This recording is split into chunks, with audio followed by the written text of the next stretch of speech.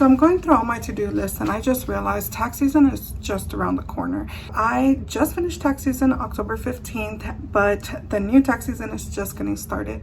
I wanted to remind you of that because it's going to come a lot quicker than you realize.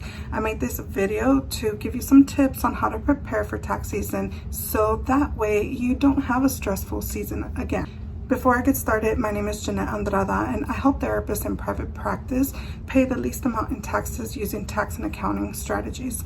Let's go ahead and get into the video, and feel free to contact me if you have any questions about your taxes, your bookkeeping, or anything accounting related.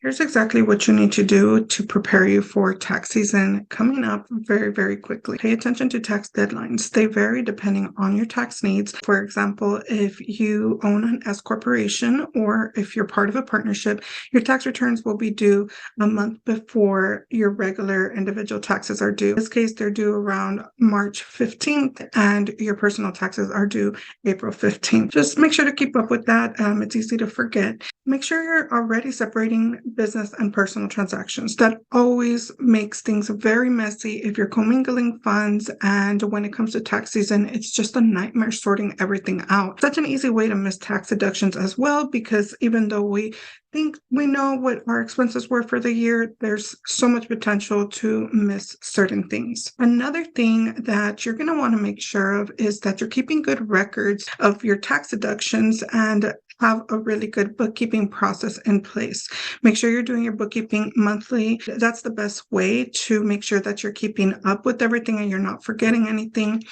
Make sure you're also reconciling your bank accounts. And by that, I mean that you're comparing what happened in your bank to what is in your tracking system. If you use QuickBooks or even an Excel spreadsheet, just make sure that everything is matching up to ensure that you are getting every single expense. You also want to make sure to talk to a bookkeeper or a tax advisor, somebody that's going to review your financials and review your books if you're doing it yourself. That way they could give you some feedback and they'll be able to tell you if there's potentially any items missing. Honestly, a tax advisor is probably your best bet.